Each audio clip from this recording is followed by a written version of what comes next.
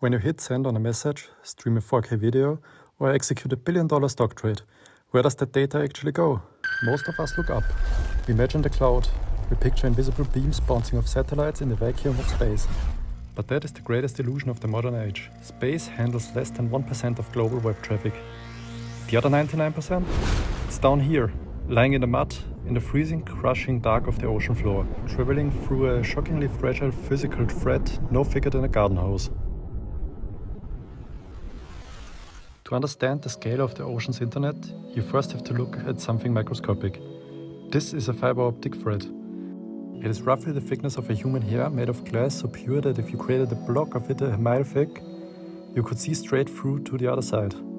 Information isn't magic. It's light.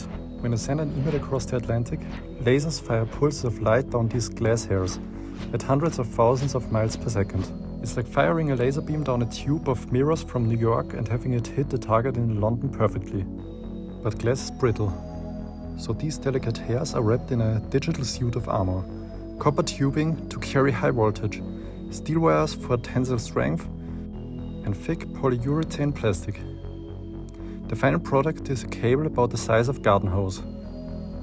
And right now there are over 1.3 million kilometers of this hose crisscrossing the bottom of the ocean.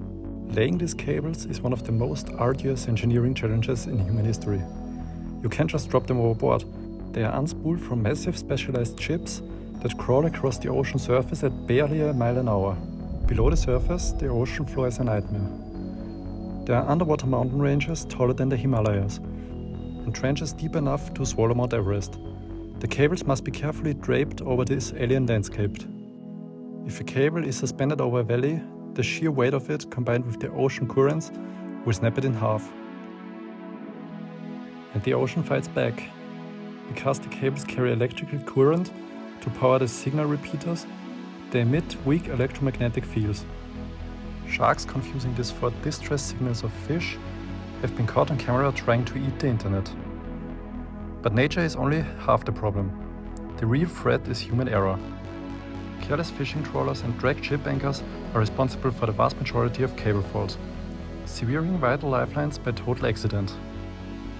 For decades, if you wanted to lay a cable, it required a massive consortium of telecommunication companies, your AT&Ts, your British Telecoms. It was shared public utility model. But in the last decade, a silent hostile takeover of the ocean floor has taken place. Today the major players aren't telecoms, they are tech giants. Google, Meta, Microsoft and Amazon now own or co-own over half of all undersea bandwidth. Why?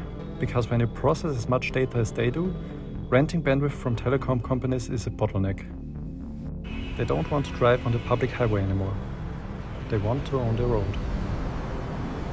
By owning the physical infrastructure, big tech ensures their services are faster, cheaper and entirely within their control. They are no longer just software companies. They are the physical landlords of the digital world. But this centralization brings terrifying vulnerability. Our entire modern civilization, global banking, military communication, hospital grids, relies on tubes of glass sitting unguarded in the mud. Military strategists call it the kill switch. In 2022, mysterious underwater explosions served the Nord Stream gas pipelines. The world suddenly realized that if a hostile nation wanted to cripple a country, they wouldn't need to launch a missile. They just need a submarine and a pair of robotic sheaves. Severing a handful of key cables in the Atlantic wouldn't just slow down a Netflix stream, it would instantly vaporize trillions of dollars in financial markets. It would sever communications between allied militaries. It would throw the modern world back into the 1980s in a matter of seconds. We love to think of the internet as something ethereal. A cloud floating above us, untouchable and infinite. But the truth is much heavier. The internet is an incredible, terrifyingly physical machine. It is glass, it is steel, and it is buried in the darkest, most hostile environments on Earth. And as long as humanity relies on it, the true battle for the future won't be fought in the cloud. It will be fought at the bottom of the ocean.